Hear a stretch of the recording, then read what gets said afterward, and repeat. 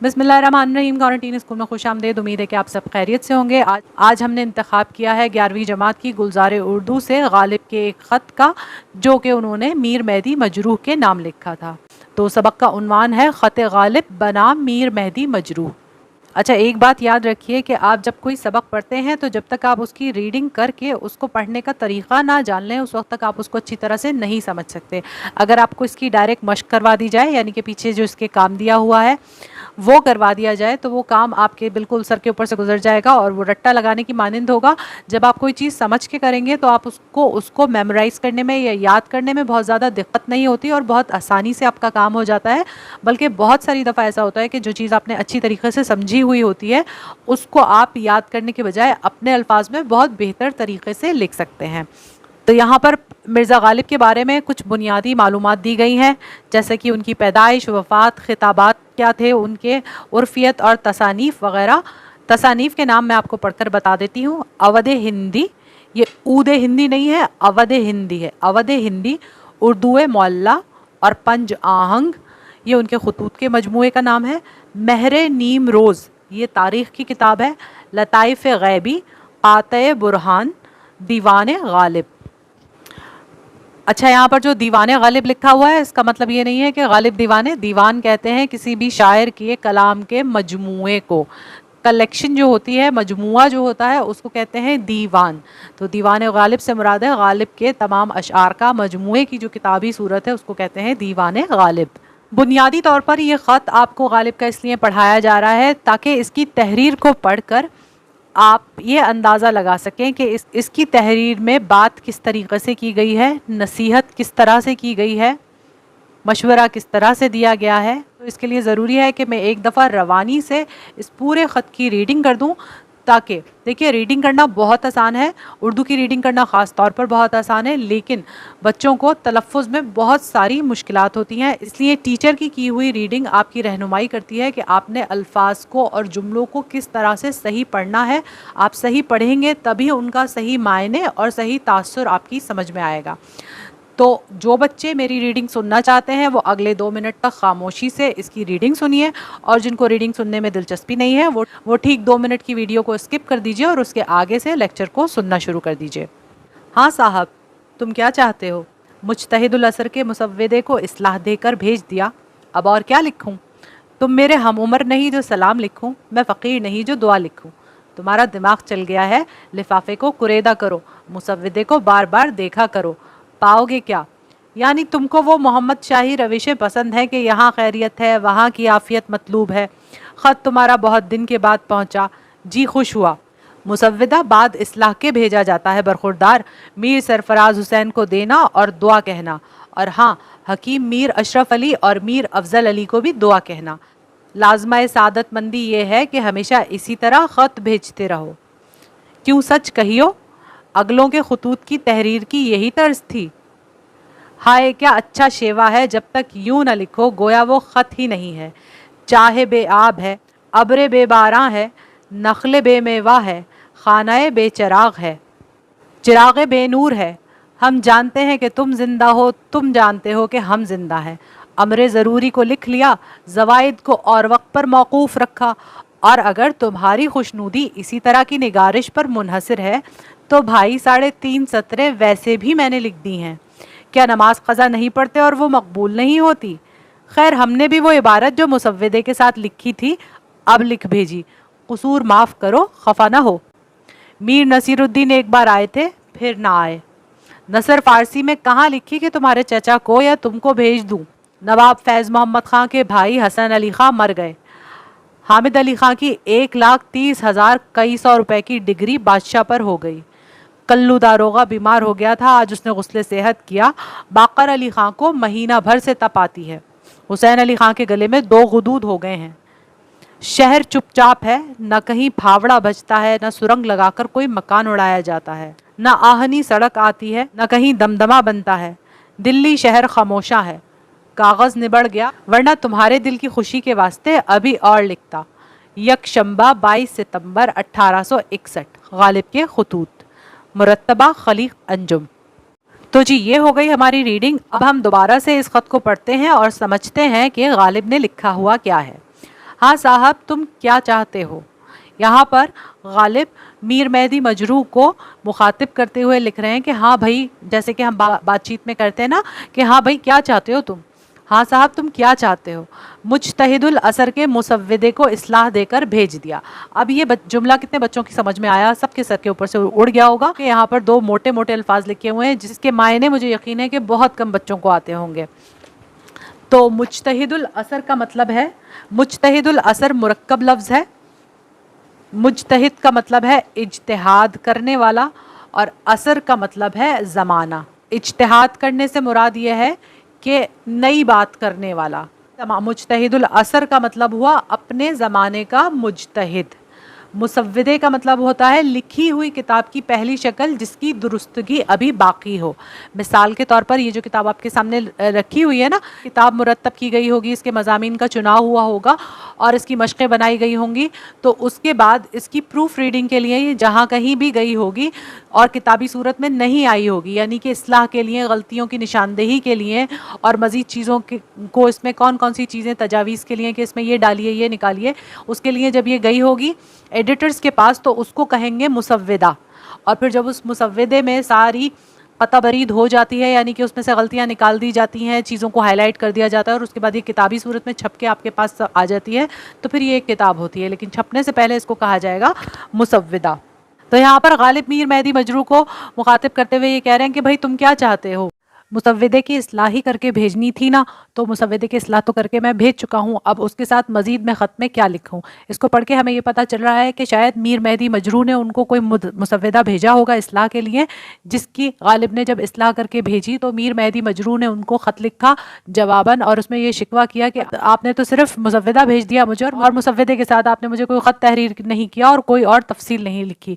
تو غالب اس میں یہ ان سے مخاطب کرتے ہوئے کہہ رہے ہیں کہ بھائی میں نے تمہیں اصلاح کر کے تو بھیج دی ہے اور تم اصلاح ہی کروانا چاہتے تھے، اب میں تمہیں غیر ضروری باتوں سے بھرا ہوا خط کیا لکھ کر بھیجوں. تم میرے ہم عمر نہیں. پھر آگے لکھتے ہیں کہ اب میں اور کیا لکھوں، تم تو میرے ہم عمر نہیں کہ میں جو تم کو سلام لکھوں، اور میں فقیر بھی نہیں جو تم کو دعا لکھوں. تمہارا دماغ چل گیا ہے. دماغ چل گیا ایک محاورہ ہے جس کو کہتے ہیں نا بھائی تمہارا دماغ خراب ہو گیا، تم تو باولے ہو گئے ہو، تم تو دیوانے ہو گئے ہو، تمہارا دماغ چل گیا ہے. لفافے کو کریدا کرو. لفافے کو کریدنے سے مراد یہاں پہ کہ بھائی اچھی طرح ٹٹول کے دیکھا کرو کہ جو ہم نے تمہیں بھیجا ہے اس میں ہے کیا. مسودے کو بار بار دیکھا کرو، پاؤ گے کیا. جو مسودہ ہے جب اس کو ہم اصلاح دے کر تمہارے پاس واپس بھیجیں تو تم اس کو بار بار پڑھا کرو تاکہ جو ہم نے اصلاح کر کے بھیجی ہو تمہیں سمجھ تو آئے کہ ہم نے کیا اس میں تبدیلیاں کی ہیں. اور اس کے بعد کہتے ہیں یعنی تم کو وہ محمد شاہی روشیں پسند ہیں کہ یہاں خیریت ہے، وہاں کی عافیت مطلوب ہے، خط تمہارا بہت دن بعد پہنچا، جی خوش ہوا. یعنی کہ پھر یہ میر مہدی مجروح کو غالب مخاطب کرتے ہوئے کہہ رہے ہیں کہ تم کو وہی محمد شاہی روشیں، روش کہتے ہیں طور طریقے کو، محمد شاہی روش سے مراد ہے بادشاہ کے دور کے طور طریقے. یہ آپ کی کتاب میں پیچھے لکھا ہوا ہے. تو یہاں پہ غالب کہہ رہے ہیں کہ بھائی تمہیں وہی پرانے طور طریقے پسند ہیں کہ تمہیں لمبا لمبا جو ہے اضافی باتیں خط میں لکھی جائیں، ٹو دا پوائنٹ بات نہ کی جائے کہ بھائی یہاں بھی خیریت ہے، وہاں کی بھی عافیت مطلوب ہے، تمہارا خط بہت دن کے بعد پہنچا، جی بہت خوش ہوا. تو یہ ساری باتیں تو وہ ہیں جو کہ آبویس سی باتیں ہیں، ان کا لکھنا نہ لکھنا بے معنی ہے. کیا فائدہ ان باتوں کے لکھنے کا، یہ تو تمہیں بھی پتہ ہے اور مجھے بھی پتہ ہے. پھر آگے کہتے ہیں کہ مسودہ بعد اصلاح کے بھیجا جاتا ہے برخوردار. یہاں پر غالب جو ہے وہ نصیحت اور فہمائش والے انداز میں یہ جملہ لکھتے ہیں کہ بھائی مسودہ تو اصلاح کے بعد بھیجا جاتا ہے، بھائی ایسے ہی تھوڑی بھیج دیا جاتا ہے. اور مسودہ کسی کتاب میں اصلاح کرنا یعنی کہ کسی کتاب کی پروف ریڈنگ کرنا ایک بہت طول عمل ہوتا ہے، لمبا کام ہوتا ہے، جلدی سے نہیں ہو جایا کرتا. میر سرفراز حسین کو اور حکیم میر اشرف علی اور میر افضل علی کو انہوں نے دعا کہی ہے. اور اس کے بعد انہوں نے میر مہدی مجروح کو یہ کہا ہے کہ سعادت مندی یعنی کہ فرما برداری اور لائقی کا تقاضا یہ ہے، لازمہ سعادت مندی یعنی کہ فرما برداری کا تقاضا یہ ہے کہ تم روٹھو نہیں ہم سے اور ہمیشہ اسی طرح خط بھیجتے رہو. پھر غالب یہاں پر پوچھ رہے ہیں کہ بھئی ایسا اس خط کو پڑھ کے ایسا لگتا ہے کہ میر مہدی مجروح نے غالب کے نام جو خط بھیجا ہوگا اس میں یہ شکوہ کیا ہوگا کہ بھئی آپ نے مسودے کی اصلاح کر کے تو بھیجی نہیں اور آپ نے خط میں یہ بات نہیں لکھی، یہ بات نہیں لکھی. جیسے ہوتا ہے نا کہ ان کو شاید میر مہدی مجروح کو ایسا لگا ہو کہ غالب نے تھوڑا انکمپلیٹ خط بھیج دیا، تو اب غالب اس کا جواب لکھ رہے ہیں. پھر غالب ان سے پوچھتے ہیں کہ بھائی سچ بتاؤ، اگلوں کے خطوط، اگلوں سے مراد یہ ہے کہ دوسرے لوگوں کے جو خط آتے ہیں، کیا وہ بھی اسی طریقے سے، طرز کا مطلب ہے طریقہ، کیا وہ بھی اسی طریقے سے لکھتے ہیں؟ پھر وہ دہائی دیتے ہوئے یہاں پہ لکھتے ہیں کہ ہائے کیا اچھا شیوا ہے، کہ بھائی کیا اچھا طریقہ ہے کہ جب تک ایسے نہ لکھو تو گویا کہ غالباً تم نے خط ہی نہیں لکھا. کہ اب یہاں پر بہت سارے جو ہے مرکب الفاظ کی تراکیب لکھی ہوئی ہیں. دیکھیے میں آپ کو ان سب کے مطلب ایک ایک کر کے بتاتی ہوں. چاہے بے آب، چاہ کے ساتھ نیچے لگا ہوا ہے زیر اضافت. زیر اضافت کا مطلب ہوتا ہے کا کی کے. جو بچے مجھ سے میٹرک میں 9th کلاس میں اردو پڑھ چکے ہیں انہیں زیر اضافت کا مطلب بہت اچھی طرح سے آتا ہے، اور امید ہے کہ آپ بھولے نہیں ہوں گے. تو یہ جو زیر اضافت چھوٹی ہے کہ نیچے لگا ہوا ہے، اس کا مطلب ہے کا کی کے. چاہ کا مطلب ہے کنواں، بے آب کا مطلب ہے جس میں پانی نہ ہو. تو چاہے بے آب سے مراد ہے ایسا کنواں جس کے اندر پانی نہ ہو. ابر بے باراں، ابر بے باراں یہاں پر بھی زیر اضافت ابر کے نیچے لگا ہوا ہے. تو ابر کا مطلب ہے بادل، باراں کا مطلب ہے بارش، اور ابر بے باراں سے مراد ہے بادل جو برسات یا بارش نہ کرے، ایسا بادل جو برسات یا بارش نہ کرے. نخل بے میوہ، تو نخل کا مطلب ہوتا ہے درخت اور میوے کا مطلب ہوتا ہے پھل. تو یعنی کہ ایسا درخت جس پہ پھل نہ لگتا ہو. خانہ بے چراغ، خانہ کہتے ہیں گھر کو، اور بے چراغ کا مطلب ہوتا ہے ایسی جگہ جہاں پر چراغ نہ ہو. تو ایسی جگہ وہی ہوگی نا بھائی جو غیر آباد ہوگی، جہاں پر کوئی رہتا نہ ہو. تو غیر آباد گھر کو کہیں گے خانہ بے چراغ. اس کے بعد لکھا ہوا ہے چراغ بے نور، یعنی کہ ایسا چراغ جس کے اندر روشنی نہ ہو. نور سے مراد ہے یہاں پر روشنی، اور چراغ بے نور سے مراد ہے بجھا ہوا چراغ، بغیر روشنی کا چراغ. بغیر روشنی کا چراغ ظاہر سی بات ہے وہی ہوگا جو بجھا ہوا ہوگا، جل نہیں رہا ہوگا. اس کے بعد لکھتے ہیں کہ ہم جانتے ہیں تم زندہ ہو، تم جانتے ہیں کہ ہم زندہ ہے. امر ضروری کو لکھ دیا. امر ضروری سے مراد ہے، امر کا مطلب ہوتا ہے کام. زوائد کو اور وقت پر موقوف رکھا. تو غالب یہاں پر میر مہدی مجروح سے کہہ رہے ہیں کہ بھائی ہم نے ضروری باتیں، یہ تو ہم بھی جانتے ہیں نا کہ ہم خط لکھ رہے ہیں تو زندہ ہی ہوں گے تبھی خط لکھ رہے ہیں، اور تم پڑھ رہے ہو تو تم بھی زندہ ہی ہوگے تبھی خط پڑھ رہے ہو. اب ان باتوں کو کیا لکھیں؟ تو اس لیے ہم ضروری باتیں لکھ دیتے ہیں زوائد. یہ جو زوائد یہاں پر لکھا ہوا ہے یہ ہے زائد کی جمع، یعنی کہ اضافی باتیں، ایکسٹرا چیزیں جو ہوتی ہیں نا، اضافی باتیں. اور وقت پر موقوف رکھا یعنی کہ کسی اور وقت کے اوپر اٹھا کے رکھ دیا. پھر آگے کہتے ہیں کہ اگر تمہاری خوشنودی اسی طرح کی نگارش پر منحصر ہے تو بھائی 3.5 سطریں تو ویسے بھی میں نے لکھ دی. کیا نماز قضا نہیں پڑھتے اور وہ مقبول نہیں ہوتی؟ خیر ہم نے بھی وہ عبارت جو مسودے کے ساتھ لکھی تھی اب لکھ بھیجی، قصور معاف کرو خفا نہ ہو. تو یہاں تک پہنچتے پہنچتے اس خط میں ہمیں مکمل طور پہ یہ اشارہ مل گیا ہے کہ میر مہدی مجروح نے اپنے خط میں غالب سے خفگی کا اظہار کیا ہے، ناراضگی کا اظہار کیا ہے کہ آپ تو بہت ہی چھوٹا سا مختصر خط لکھ رہے ہیں. تو اب غالب نے یہ کہا ان کو جواب میں، اور غالب کے خطوط میں ہمیں شگفتگی یعنی کہ مزاح کا عنصر ملتا ہے. تو غالب اب میر مہدی مجروح کو جو جواب لکھ رہے ہیں اس میں غالب یہ لکھ رہے ہیں کہ بھائی ہمیں پتہ ہے تم زندہ ہو، تمہیں پتہ ہے ہم زندہ ہیں، اور فالتو ادھر ادھر کی باتیں کیا کریں، سیدھی بات جو تھی وہ ہم نے تمہیں لکھ دی. اور اتنی باتیں لکھنے میں ہی 3.5 سطریں تو ہو گئی ہیں. تو نماز بھی کبھی کبھار قضا پڑھ لیتے ہیں ہم، تو کیا ہمیں اللہ سے یہی امید ہوتی ہے نا کہ قضا نماز ہم نے پڑھی تو اللہ تعالیٰ اس کو قبول کر لے گا. جو مسودے کے ساتھ جو عبارتیں یعنی کہ غالب نے، میر مہدی مجروح نے جو ان کو مسودہ بھیجا تھا اس کی صرف اصلاح کر کے بھیج دی تھی اور کچھ لکھا نہیں تھا ساتھ میں. تو غالب ان سے کہہ رہے ہیں بھائی معاف کر دو ہمیں، تم خفا مت ہو، ناراض مت ہو. اس کے بعد پھر غالب ایکسٹرا باتیں یہاں پر لکھتے ہیں. نصیر الدین کوئی ہوں گے، میر نصیر الدین، ان کے بارے میں لکھ رہے ہیں کہ وہ ایک ہی دفعہ آئے تھے، دوبارہ نہیں آئے. پھر اگلی لائن جو لکھی ہوئی ہے، نثر فارسی میں نے کہاں لکھی کہ تمہارے چچا کو یا تم کو بھیجوں. تو اس سے ہمیں یہ پتہ چلتا ہے کہ میر مہدی مجروح نے غالب سے اپنے خط میں یہ تقاضا کیا ہوگا، یعنی کہ ڈیمانڈ کی ہوگی، کہا ہوگا کہ بھائی آپ مجھے فارسی میں آپ نے کوئی نثر لکھی ہے تو وہ بھیجیں.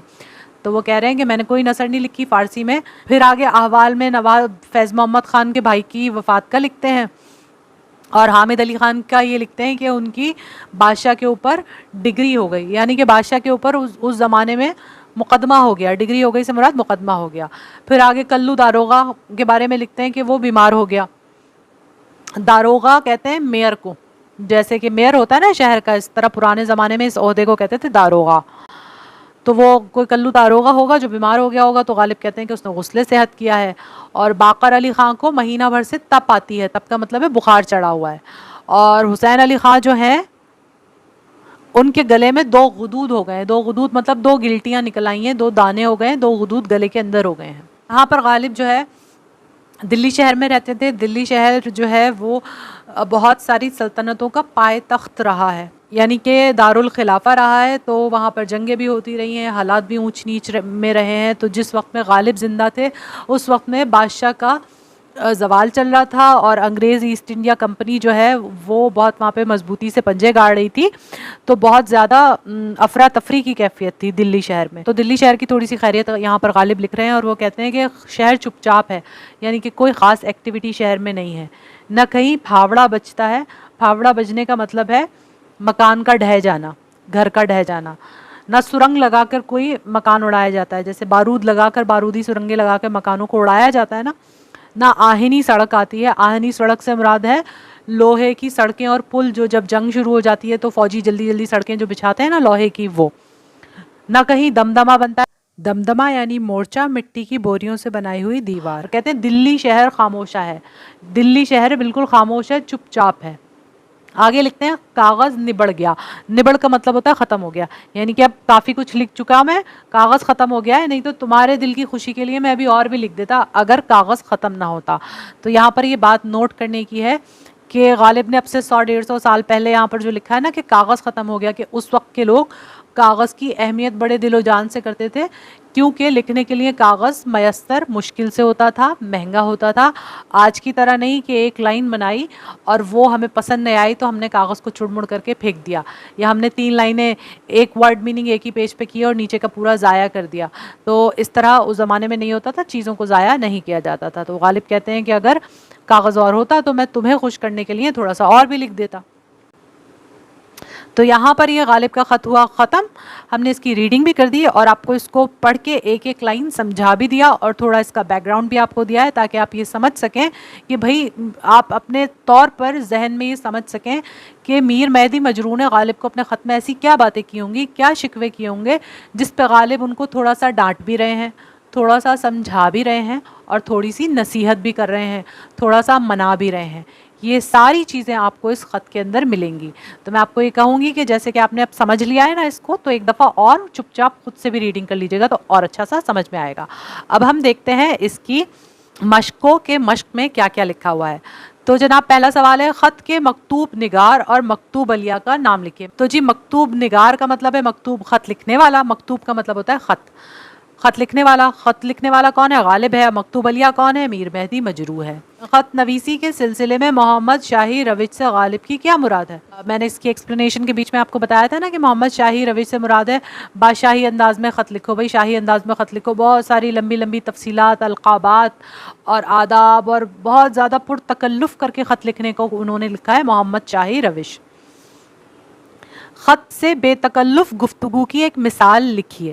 اب اس خط میں بے تکلف گفتگو کی مثالیں تو بہت ساری ہیں, جیسے ایک جملہ تو سامنے ہی ہمارے لکھا ہوا ہے, ورنہ تمہارے دل کی خوشی کے واسطے ابھی اور بھی لکھتا. ایک جملہ تو یہ ہو گیا, اور جناب اگلا جملہ وہ ہو گیا, ہم جانتے ہیں کہ تم زندہ ہو, تم جانتے ہو کہ ہم زندہ ہیں, ٹھیک. اور قصور معاف کرو خفا نہ ہو, یہ بھی ایک ہو گیا. اور اس کے علاوہ بے تکلف گفتگو کی مثال یہ بھی ہو گئی کہ ہاں صاحب تم کیا چاہتے ہو, اب اور کیا لکھ بھیجوں. اور پھر اس کے بعد یہ پوری لائن, تم میرے ہم عمر نہیں جو سلام لکھو, میں فقیر نہیں جو دعا لکھوں, تمہارا دماغ چل گیا ہے لفافے کو کریدہ کرو. یہ سب بے تکلف گفتگو کی مثالیں ہیں. غالب نے اس خط میں نئے انداز خط نگاری کے حوالے سے کن امور کی نشاندہی کی ہے؟ غالب نے اس خط میں نئے انداز خط نگاری کے حوالے سے خط کی بیجا طوالت, خط میں ادھر ادھر کی باتوں کو لکھنا اور زوائد چیزوں کو لکھنے کی نشاندہی کی ہے. اس کے بعد سوال نمبر 5 ہے جس میں ایک اقتباس کے مفہوم کی بات کی گئی. تو اس کے لیے ویسے تو میں آپ کو یہ پورا سمجھا چکی ہوں, ایکسپلین کر چکی ہوں, امید ہے کہ آپ خود اس کی تشریح کر سکتے ہیں اب. لیکن جن بچوں کو تشریح کرنے میں مشکل آ رہی ہے وہ مجھے کامنٹ سیکشن میں لکھ کر بتا سکتے ہیں, میں اس کے اوپر ایک اور ویڈیو بنا کر اپلوڈ کر دوں گی, نہیں تو یہ ویڈیو بہت لمبی ہو جائے گی. سوال نمبر 3 جو ہے تراکیب کی وضاحت کیجیے, وہ ہم نے لیکچر کے دوران کر لی ہے. اس کے بعد سوال نمبر 4 ہے الفاظ کے جملے بنانے ہیں, وہ ڈسکرپشن باکس میں لکھے ہوئے مل جائے. سوال نمبر 5 میں واحد کی جمع اور جمع کی واحد لکھنی ہے. तो ये भी आपको डिस्क्रिप्शन बॉक्स में लिखे हुए मिल जाएंगे। सवाल नंबर 7 आप खुद कीजिएगा और सब वीडियो को लाइक करना और अपने उन दोस्तों के साथ शेयर करना ना भूलिए जिनको उर्दू समझ नहीं आती है, जिनको उर्दू मुश्किल लगती है। तो अब आपसे मुलाकात होगी इंशाल्लाह एक नए सबक की एक्सप्लेनेशन के साथ। जब तक के लिए अल्लाह हाफिज़।